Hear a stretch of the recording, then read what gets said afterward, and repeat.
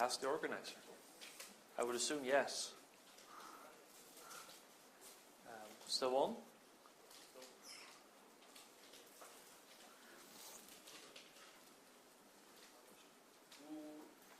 We will have all the slides, like the big slide, soft copy, because the part one is not color. I like the color.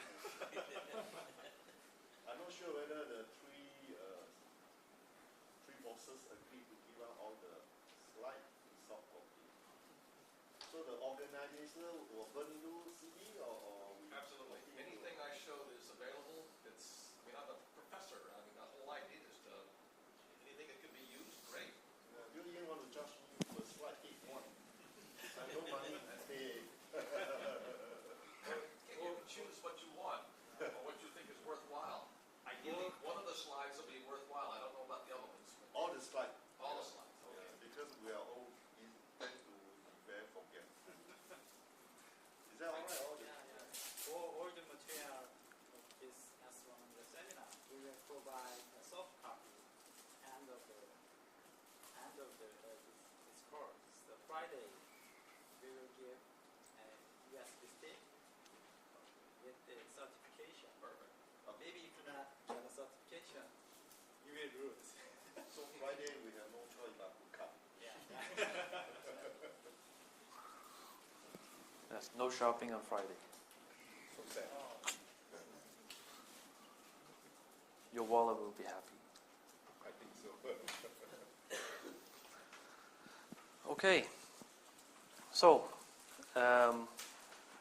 we've now gone through S100 in a bit more detail.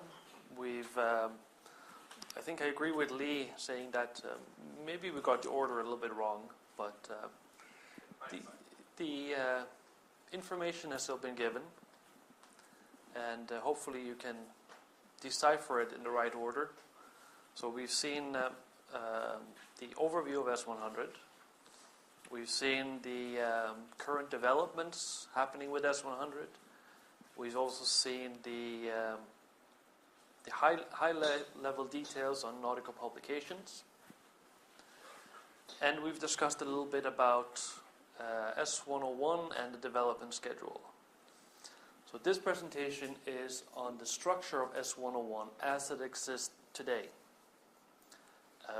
It's a bit difficult to make this presentation because S101 is a moving target. So please keep that in mind. This is the best guess using the latest information I have available, and I will also include a development schedule. At the end, I have 3 slides that have been given to me about a week and a half ago, and they're a little bit more up to date than the slide Lee had. There's a little bit extra information, a little bit more on the OEM impact and so on, so we can go through them at the end, given if we have enough time. So,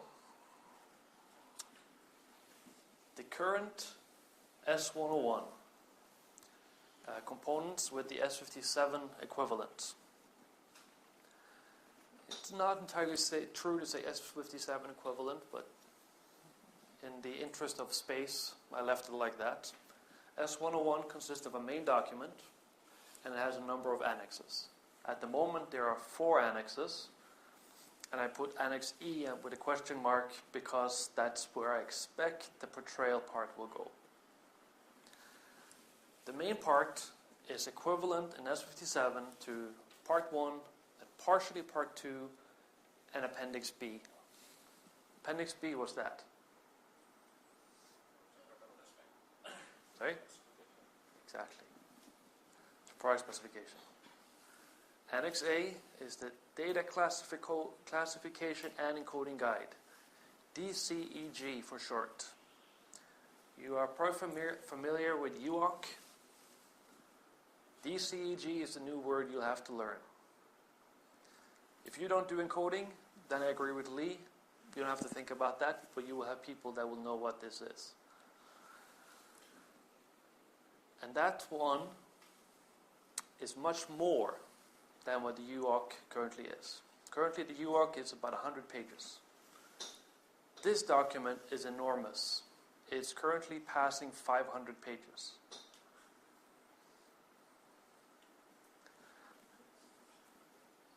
Is this going to be helpful to you? Time will show. It is equivalent to Appendix B1, so part of the prior specification is stated in here. The first part of the document, it's written in a way that the cartographer should be able to understand what it is. Have the group been successful? Well, again, we'll see. It includes Annex A, which is the UOC. This is the one that gets thawed and frozen and thawed and frozen. And currently it's thawed because there will be a version 4 frozen again in November. And Annex D. I don't know if you are familiar with Annex D. It lived for a little while and then it got withdrawn. And that's a mapping between the int1 paper chart type symbols and suggested encoding in using S57 Object Catalog. So this tries to combine all of that into one massive behemoth of a document. Annex B is a data product format, and that is the 8211 encoding. It is not the same 100% as part 3 of S57, which is basically the profile of ISO 8211 used for S57. Annex C is an implementation guide, and no such document exists in S57.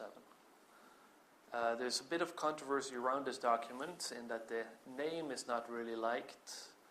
The purpose of it is a little bit ambiguous because it contains a lot of information that you may want to be expecting to see in the main document. So again, like I said, it's a moving target and things may change. Annex D is the feature catalog. This corresponds to S57 Appendix A, Chapter 1 and 2, and the prior specification. Because in S57 they have been so boneheaded, to use a word from Lee, that they made a feature catalog and then in the product specification say, you use this feature catalog but you can't use these and these and these. So this feature catalog here combines elements of both. And then Annex E, or whatever name it will take, is actually the presentation library from S52. So all of that is what S101 probably will be. And this is all going to be done by December? Apparently. Right. Not my words. I just relay information I've been given. So, the main document. It has a lot of information. It has a specification scope, and that's a mandatory thing from ISO to construct, to express the applicability of this document. It says, what is it? It then has a data set identification part. So this is the mandatory information that goes with each data set, or ENC data set, that corresponds to the standard.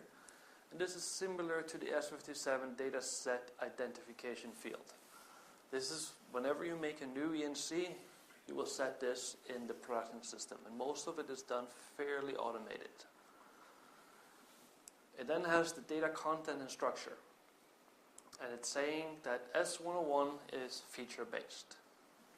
And that's more or less the same as S57, except it's called objects. Then you have the application schema.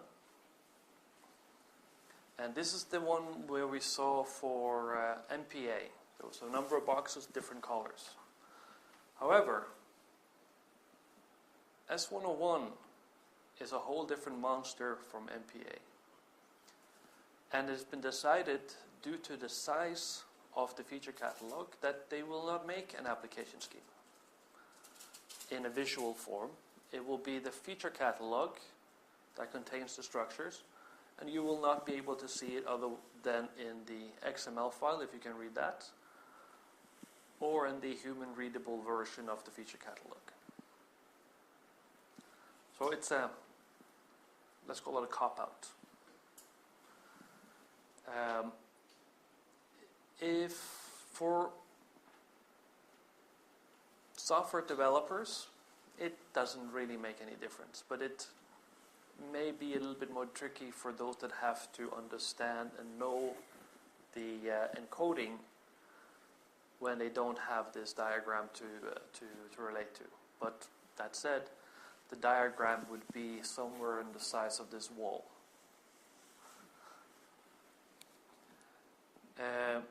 Again, this part is similar to S57 because there is no diagram in S57, but there is an object catalog. So S101 has chosen to go the same route. So we have feature types. You may remember from what Jens said, in S57 you had geographic, meta, cartographic, and collection or aggregated or whatever they were called. S101, cartographic, meta, and aggregated. It's the same, but you don't have this prohibited class. It just doesn't exist. You don't include that which is not used. Skin of the earth is reduced. In S57 you have 7 objects. In S101 the idea is to use only depth area, dredge area, land area, and unsurveyed area. Yes. So the feature type for S101. Yep. So those feature type not included in the S57 like MIO. By December will the work be completed? I don't understand what you say. Okay, S57 there is no features for the MIO marine. So you mentioned by end December. So 101 first round will be ready. Those features like not in the S57. The draft that is planned for end of December is more or less equivalent to S57. It's only equivalent to S57. Yes, there is some changes in the structure to accommodate the S101 structure. So there's minor changes, and there's also the addition of information types. But beyond that, there's no significant change from S57.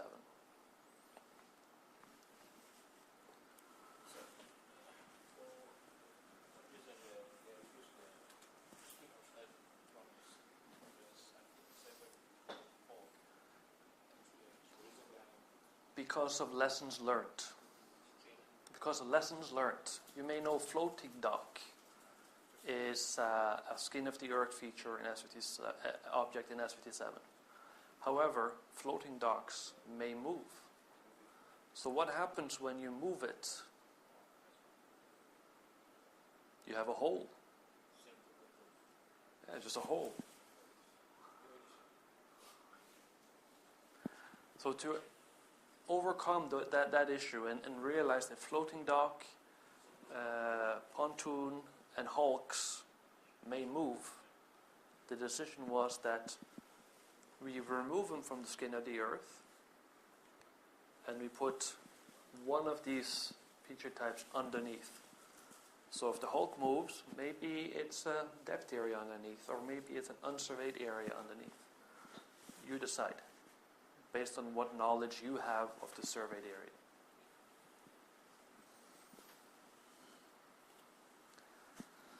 Then, continuing the main document, feature relationships. We have aggregated, association, and composition. This is similar to S57 with the addition of composition. In S57, you can say that a light is associated to a rec, which it may mark in the red sector, or that a recommended track is an aggregation of a rear mark, a front mark, a navigation line, and a recommended track. In S101 you have the addition of composition. And what that means is that you bundle it all up together and you say it's one thing based on many components. So it's a stronger relationship than aggregation is in S57. And the idea is that we will have named associations or named relationships such as traffic separation scheme.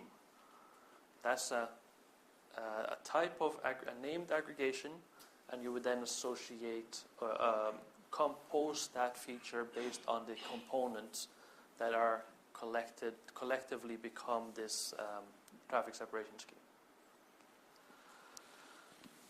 Then, like I mentioned, we have this information type, and this is a new thing, and we can consider it a shared attribute. You know, in S57 you may have cables with notes in them, and you have to duplicate the note in each cable. What you can do here is you can make the note as an information type, and you associate the information type to all the cables.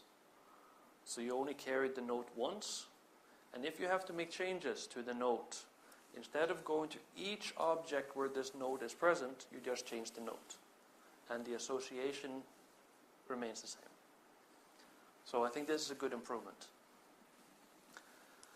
Then we have attributes. We have simple and complex. S57 only has simple. Complex is a collection or combination of simple attribute types or other complex types which have other simple attributes underneath. And the idea is that in this way you can better express some of the complex structures that we had in S57. For example, seabed area, you have to specify the type of seabed, a comma, then maybe you want to say the qualifier of the next seabed, and so on. So instead of doing that, we now have a complex. We can then combine it all together using one attribute instead of having three attributes to express the nature of the seabed. Of simple types, we have Boolean. This does not exist in S57, so it's a yes or no type question. Integer, we have that. Real is we have that as well. Enumeration, we have text, date, and time. We don't have these. So there's a number of new ones. What we're missing here in this is list type. In S57 is done away with, and is handled by having a enumeration with a multiplicity greater than 1. That means you have the attribute several times, whereas in S57 you can only have the attribute once, but then you have a number of values. So here we have the attribute with a value, another instance of the attribute with another value, and you repeat that for however many times you need. This is more in line with the way GML, for example, does this type of data handling. So it's a step in the direction of the modern world. Next one is feature identifiers. In theory, it is the same as 57, but there is some unresolved controversy over that information types do not have feature object identifiers. This is a big problem for nautical publications. Because then nautical publications cannot associate to this or any other type of additional information they cannot associate to the information type directly. They have to go to a feature and that way go to the information type, which is very cumbersome, and you probably do not get the result that you would like when you do integrating data. Then we have data sets. Again, similar to S57, the bounding box is the cell limit, and you have a data coverage, which is the kind of the same thing as this M underscore coverage, and the data set limit is increased to 10 megabytes. So we have a doubling of the space available. And this is a reflection of the expectation that depth areas will have shorter intervals. Instead of having 2, 5, 10, and so on, we expect to see 5, 1 meter contour intervals, or even decimeter contour intervals. And still in the main document, the display scale range. This is a new concept. Can I ask a question regarding the limit of the size Yes. before that, for color, as you said, that limit is 5 megabytes. Yes. We might find because of the limitation of the English curriculum, the ENC 5. So the 10 megabytes, you identified prefer which vector? Yes. The 5 megabyte limit was a reflection of the time it was set. Now we have to go back to 1996 and consider the computing capabilities, the storage capabilities, and the capabilities of storage devices to feed data to memory in 1996. It is now 2013. And we have had an enormous advance in technology. But we still have to have a limit, because you don't want unlimited size of blobs, because that will slow down the loading of data on the ECDIS. So after consultation with ECDIS OEMs, the decision was we double it to 10. And we see what happens. Okay, now this new standard try to apply the concept plug and play. So with the latest software, latest database, you can easily update yourself. What happens if you plug and play, and then the size already exceed the limit of 10 megabytes. So is there any problem with If the ENC exceeds 10 megabyte, if it's 11 megabyte, probably it will have no impact on performance. If it's 2 gigabyte, it may have some issues. It will slow down a little bit on the loading. But I expect that as the 5 megabyte limit has a whole organization of testing software and ranks and data distributors all checking the file size and reporting back to the issuing hydrographic office if there is an increase, and if it exceeds the limit, I expect the same thing will happen with S101. If an HO or an organization issues an ENC that is larger than 10 megabyte, there will be a number of steps in the process before it makes it to Mariner to inform the hydrographic office that, oh wait, you went over the limits. Please reconsider. Does that answer your question? only the vector who affect which affect the size of cell is compilation scale. So is it the compilation scale that No. affect The compilation scale indirectly affect the size. The number of vertexes you have on your lines impact the size. That's direct cause. And that is indirectly caused by the compilation scale you have. So the more vectors you have, to the less smooth your lines are, the larger the file size will be. And like I said, we have managed quite well with 5 megabyte till now. There are very few places in the world where the size have been the files have been split. I'm thinking primarily about Finland and Norway and parts of the west coast of North America, where there's a lot of islands, small islands, and that's places where the data sets have been split. I don't know about Indonesia, if you've had any experience with exceeding the file limit, or Malaysia maybe.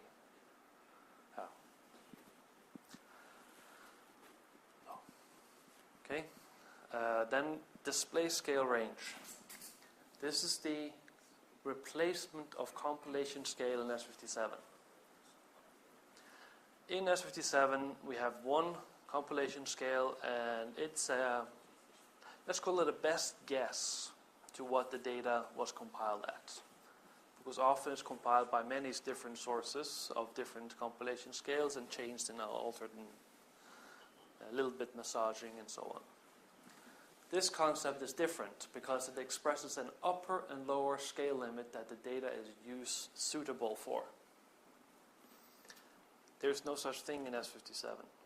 It's up to the ECDIS manufacturer to make a best stab using experience to compile an image, a navigation screen on the ECDIS to fill it with data from various compilation scales, and it tries to do that in the most intelligent way. This way, the Hydrographic Office responsible for the data says, my data is good between this scale and that scale. Do not use it outside. So that's easier for the ECDIS then to know how to compile the navigation screen. There's less guessing on the hardware side. There is also a dataset loading and unloading scheme currently that is kind of maintained in S57, and S101 contains a new method that is clearer for OEMs on how the data should be used. So there's a whole diagram for how data should be used to draw the screen. So this is an improvement that was expressly requested by the OEMs for the standard to include guidance on how to use the data. Next one is S100 Level 3A Geometry.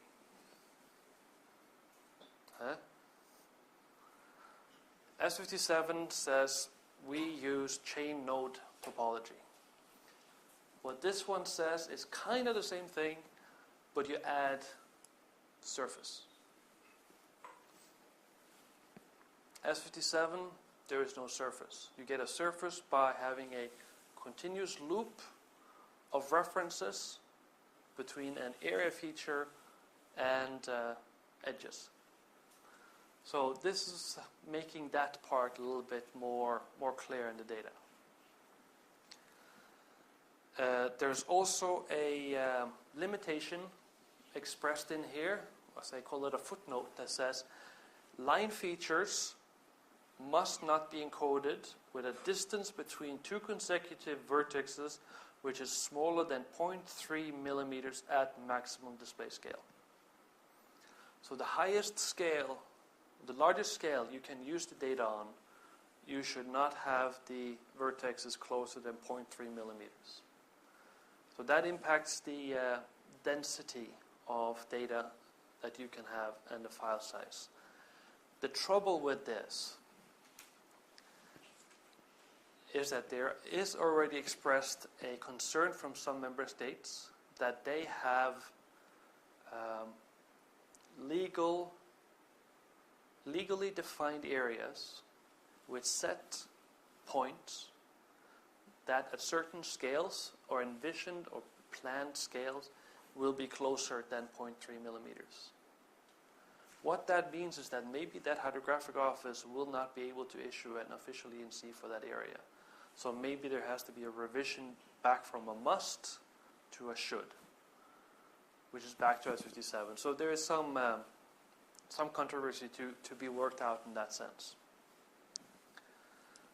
Next one is coordinate reference system, horizontal datum, S64,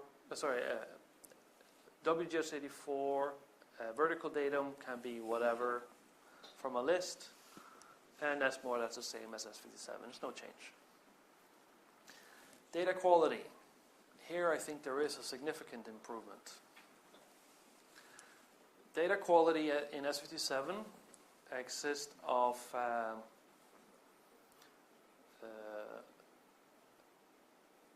CATSOC. In S101 is bathymetric and non-bathymetric data quality, in addition to the spatial data quality. So in S57 you can set on the line that it's approximate. You can do the same thing here.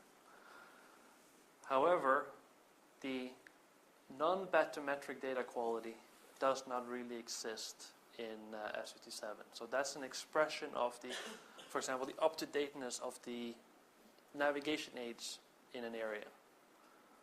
In S57 you can only give an expression of the bathymetry quality, not the other stuff, unless you go on individual features, which is very time-consuming, and for that reason is often not done.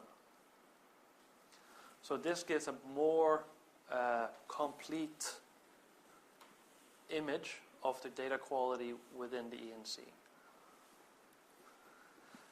Then maintenance.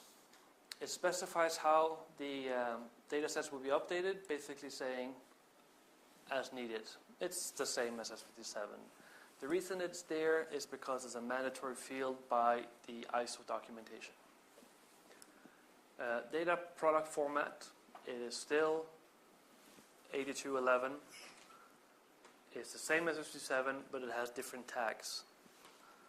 So the software you have today cannot issue S101 ENCs because the 8211 encoding is different. Lat long will be encoded as integers with a multiplication factor of 10 million. This is the same but different from S57, and the S57 did not specify 10 million, it just said it's a multiplication of something. So it's similar to S57, just further instruction given. Depths will also be encoded as integers with multiplication factor of 100. That's a change from S57, and the S57 had 10, so now you can express depths in centimeters as opposed to decimeters. And all text is encoded as Unicode Transfer Format 8, UTF-8 for short, and S57 used lexical levels, and it was a big headache for everybody. So now it's just one type of encoding for text, and nobody have to worry about is it lexical level 0, 1, or 2. It's all UTF-8, and it covers all languages that are in use. And even some funny characters, and we want to do smileys and so on. So we want to smile to the mariner. Annex A. So that's, like I said, it's the encoding guidance for cartographers to make use of the S101 format to make ENCs.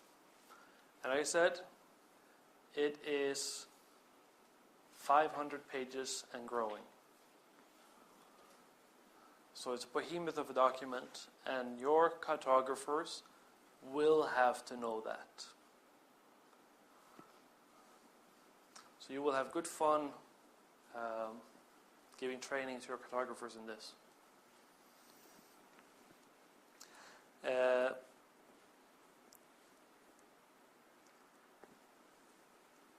Like I also mentioned earlier, the language is more or less written in a way that hopefully is easier for a cartographer to understand.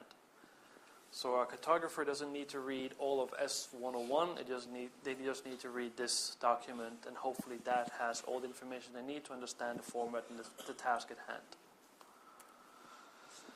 This is a sample for how it looks in the data classification and encoding guide.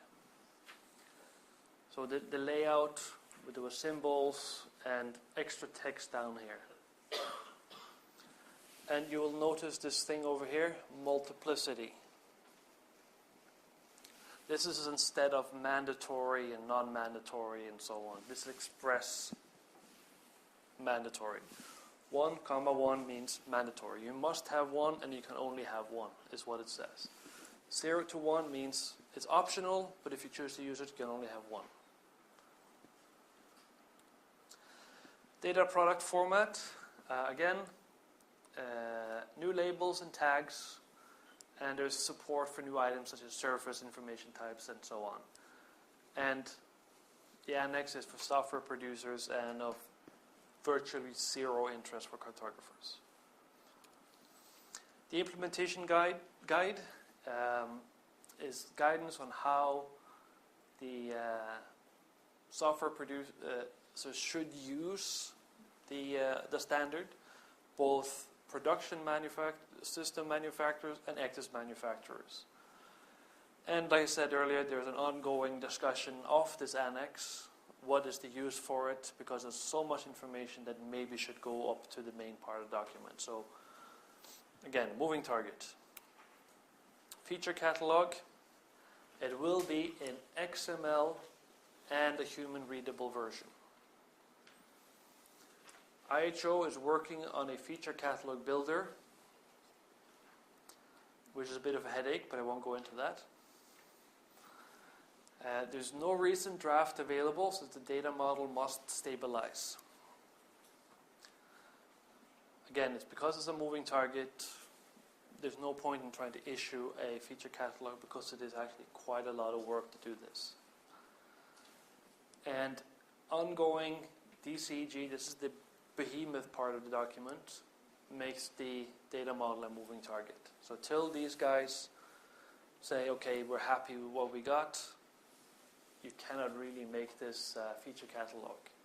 So again, that goes back to the target of a draft in December. Okay, we hear they say it, we believe it when we see it. Portrait catalog. This is the one that contains the mapping between the feature and the portrayal. So whatever rules apply to a certain feature and how it is to be shown on the screen. S100 Part 9 is still in development. I've seen a draft which I can call 50 to 55% ready. I don't know if it has moved beyond that, but till that is done, S101 will not have portrayal.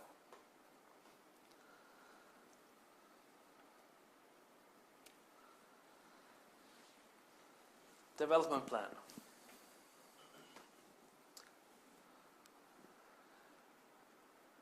S100 version 2 we may see in 2014. It's a prerequisite before we can do S101. There will be testing of S101 for 2 to 3 years. There's a converter that is under development, but you cannot have the converter without the feature catalog. So therefore, it's still a draft. There's also an impact on the standard which Jens mentioned yesterday called IEC 61174. This is the ACDIS testing standard. It's based on the ACDIS performance standard by IMO, and it is up for renewal in 2014. S101 will not be included in that document because it is not ready to go in there. And IEC has a 5-year update cycle.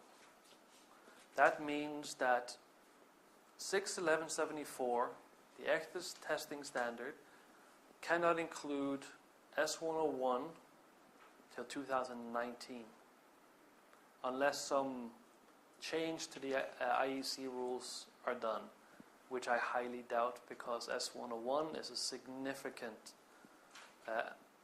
addition and it would really be against the IEC rules to do this. So I don't think they're going to take that cat out of the bag. They're going to leave it as per their regular routine. So 2019 is the very earliest you can test an ACDIS to correspond with an S101 ENC. In addition to that, IMO and the Actis Performance Standard has to be changed. IMO at the moment specify S57 specifically. If IMO really has two choices. They can either change the performance standard to say S57 and S101, or they can call it something else, the IHO ENC format. However they're going to do it, I don't know. I know that there's talks about it, but at what time this can actually happen, I can suck my thumb and put it up in the air, and that will be my best guess. So till this happens, the performance standard will not change, and therefore the 61174 will not change. So, moving target, I don't know when we actually will see this. However, you look at these dates and you think, well, maybe I don't have to think about this S101 for a while. I want to remind you on something. S57 edition 3.0 was released when? 1996. From that time till when you were ready to start ENC production, how long time did it go? 10 years. Now you know this is coming. I strongly urge you to prepare. So don't think that because this is long time into the future, make plans now. Otherwise it will sneak up on you and you will have a lot of people screaming at you.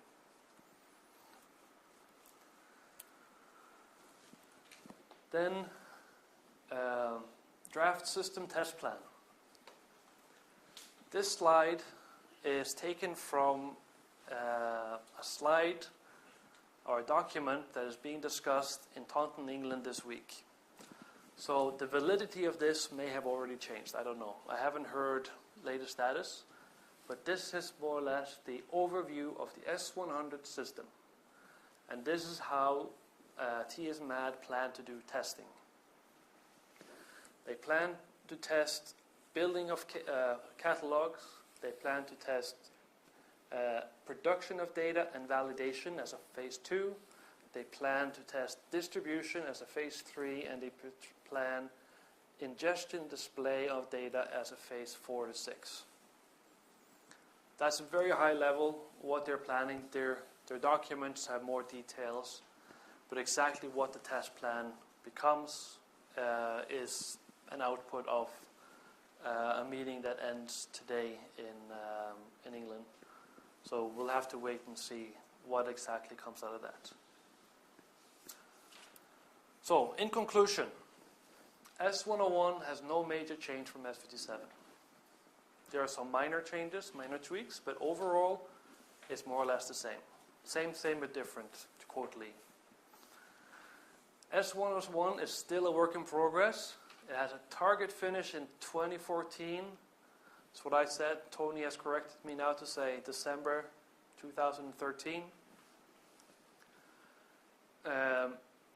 S101 testing may finish in 2017, and S101 ready Actis may be 2019 to 2020. So 7 years. 6 to 7 years. And if you use the guidance of it took you 10 years to get ready for S57, that gives you 3 years to be ready for this. Otherwise, you will be late. So if there's no more question and we have time, I have 3 slides to show you regarding the development plan. One question. No. Go ahead.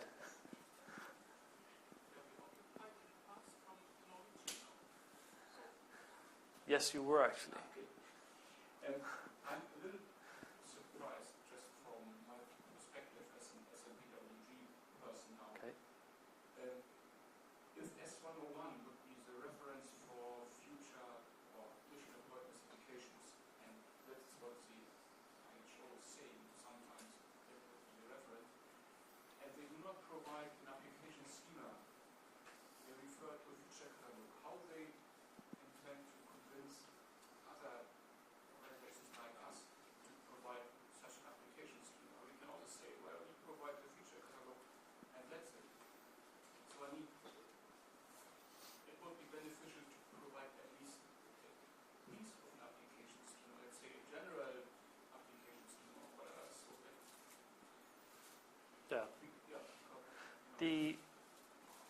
The way around that TSMAT has taken is that the application schema is contained within the feature catalog, and therefore you kind of have it anyway, instead of having the image. Yeah, but other can imagine the same way. Exactly. Do as I say, not as I do.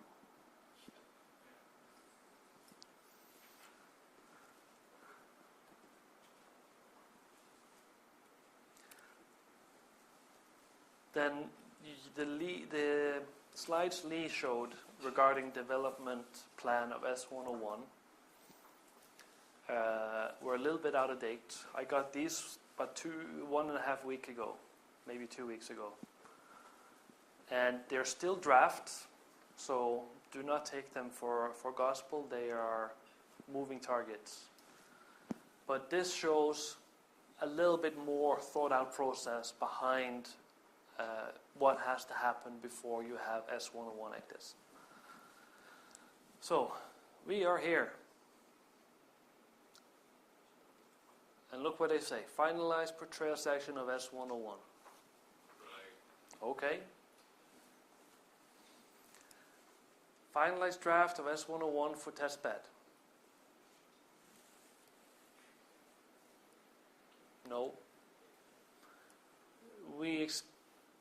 Tony say the expectation is here.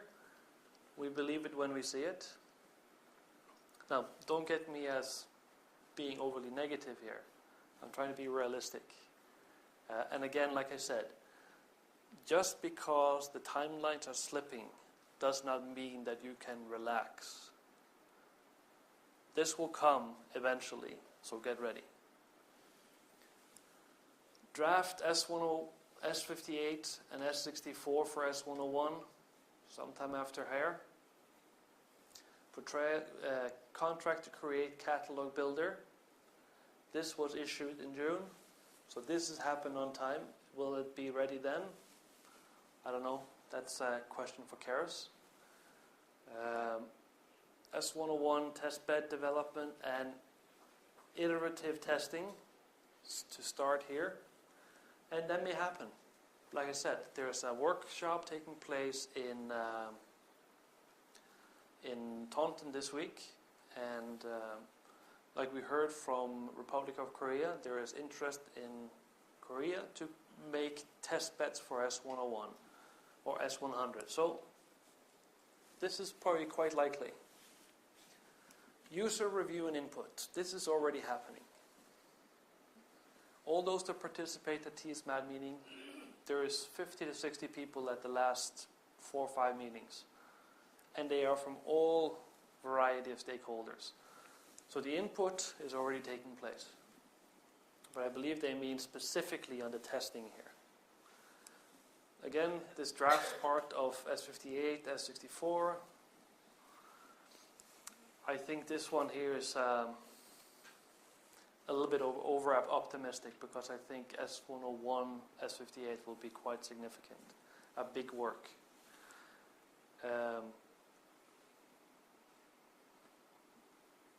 Here they talk about a draft version of 61174. Here they're talking about sample data at the end of 2015, year and a half from now. Onshore trials, finalize over here, and HSSC approval end of 2016.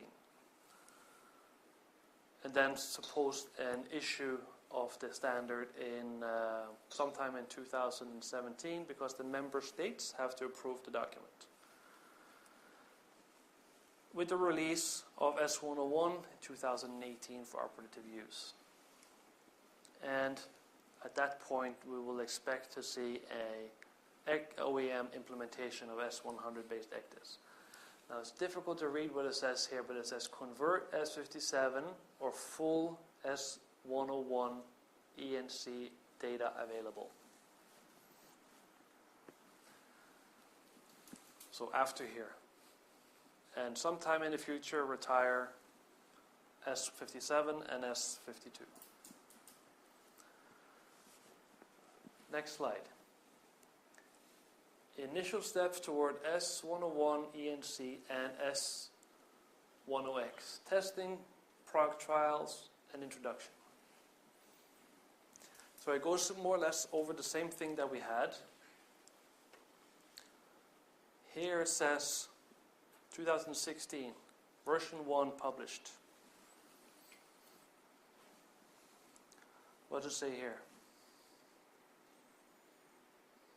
Member states approve in 2017. So there's a mismatch here. All of this focuses on S101. They're talking here about working groups, working on these other things, ENAV, somewhere around here. What that really is saying is that you can't do much with regarding to S101 till it's ready. However, we've heard from Jens that Snippig is already doing that. They're already working on the NP3 based on S100. So work is happening. Ayala is working on ENAV type stuff based on S100. So there is some kind of gap here between what the authors of this slide, which is TSMAD, and the reality. So somehow that has to be bridged. And the last slide I have is an overview, a more cleaned up version of the two previous slides and the newest version of the one that Lee showed during his presentation. Okay, questions?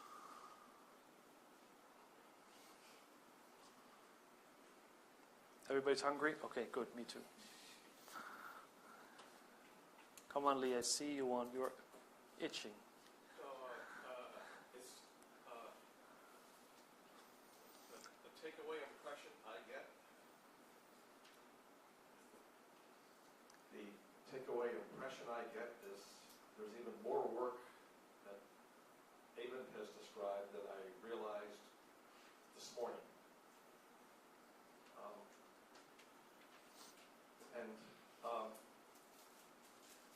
Maybe that's a good time to mention it, Eyvind. The participation of those HOs from Asia in the work of TSMAD is relatively limited.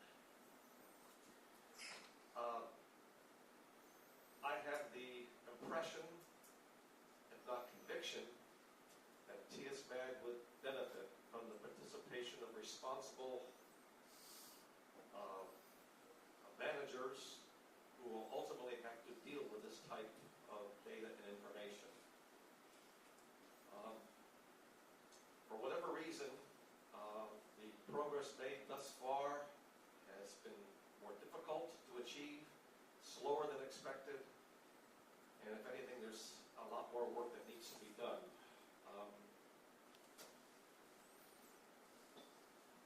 On my Navy side, I would say we need new players. We need some persons that can make things happen on time and within budget. So again, it's just a backhanded way of saying that perhaps others should be participating in the development of this standard so it will actually occur in the foreseeable future. That's the takeaway impression I get. The fact that many of the TSMAD meetings are in Europe or North America is a challenge. I do believe that they try to meet in different places of the world, but it's hard to travel the other side of the world to attend a meeting. And yet, I look in this room, having met some of you I've known for several years, others I've just met. I can't help but think that the work of IHO would benefit from the participation of capable people from the Asia region, East Asian Hydrographic Commission region. But again, it's hard. It's expensive. It's a long way to go.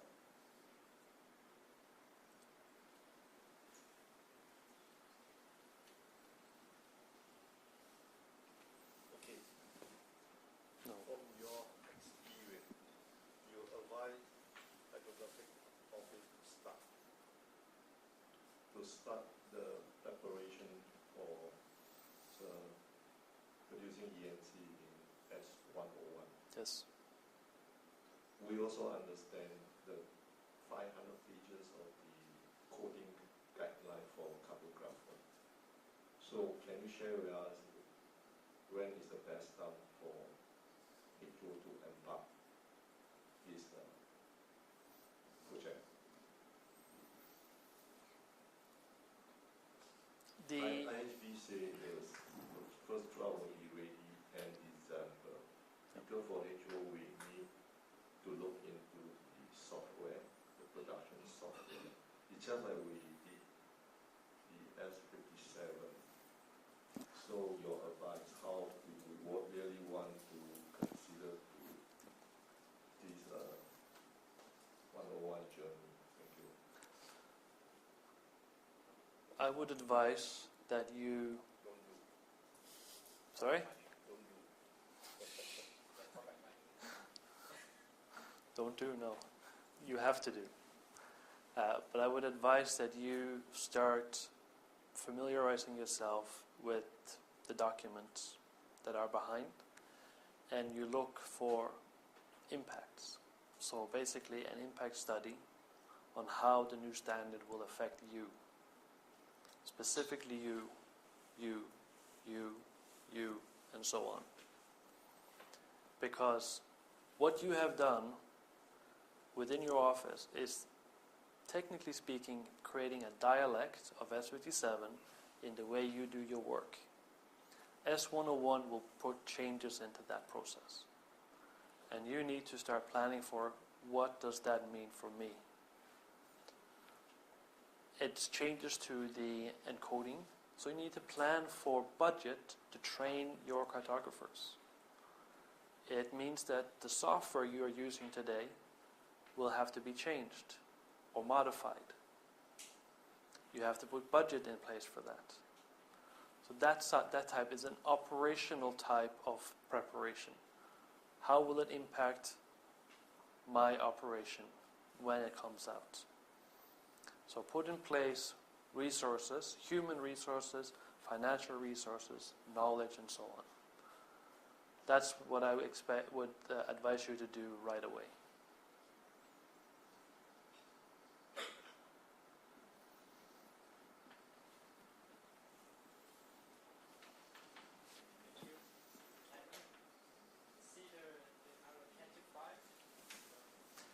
C to C, then you will see the future.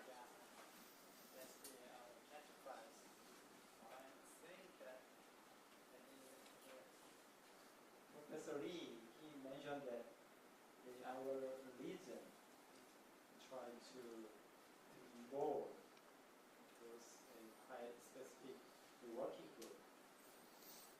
Yeah, we know that, but maybe we know that it's quite difficult to travel from Asia to Europe and North America. So it's quite hard to approve our government. On the other side, in our EHC region, we're trying to share the major outcome of the TS-led working group. So each EHC meeting in Japan or Korea, we presented some major impact of this TS-led working group. But I think that is a depend on the participant. Like they are okay, maybe we participant from the TS-led working group, we present in our view. So what I'm suggesting is that TS-Smart, can you consider the way to share the status of development? Now you are just focused on the development. You are pioneer, I know that, but we are following you right now. So we'd like to know how it's going, where we are going. Yeah. I think that's a very valuable statement. I think what we have to do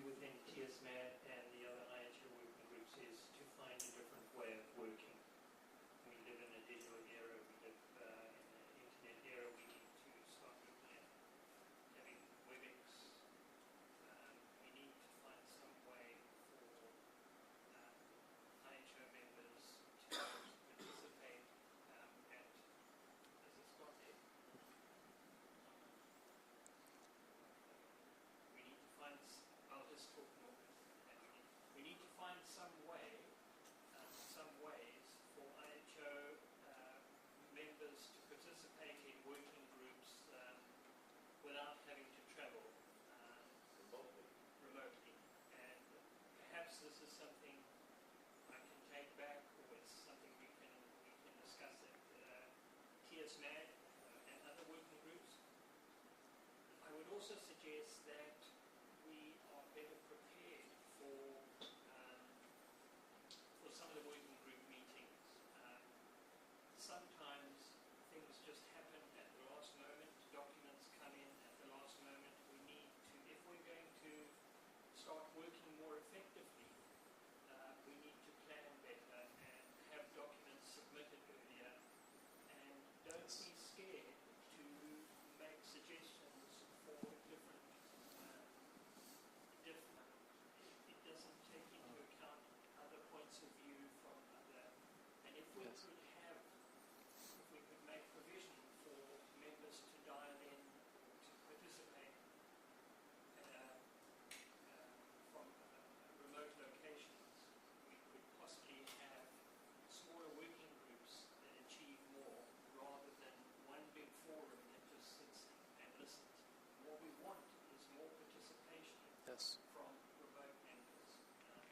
So this is something I think we need to take back to our working groups, and I'll certainly take it back to the Bureau. I think what you hinted at there, Tony, is that somewhere somebody with authority has to say a paper submitted at the meeting should not be accepted for that meeting, because that happens more and more. That you come to TSMAD, you've downloaded all the documents, you've reviewed them, and all of a sudden there is 5 new papers. I don't think that should happen. So I think we take that into an account. I think the suggestion that TSMAD should be better at reporting outcomes is also one that needs to be taken back. And I would also like to echo what Tony said. The IHO working group want participation from everybody. And your voice carries just as much weight in these meetings as that of United States, of United Kingdom, of Germany, even though it may not seem so. It should, but unfortunately, it only should. I don't think it really does, David. Okay. It should. But however, if you don't start this, then you're going to come up with a result. Yep. So, what I said this morning, invitation to the states who are producing data elections, please provide your contacts. We will invite you. That's all we can do. And we invite you to revise we are inviting you to revise our documents and to contribute. And it would be a very, very good contribution. Yes. It's good stuff.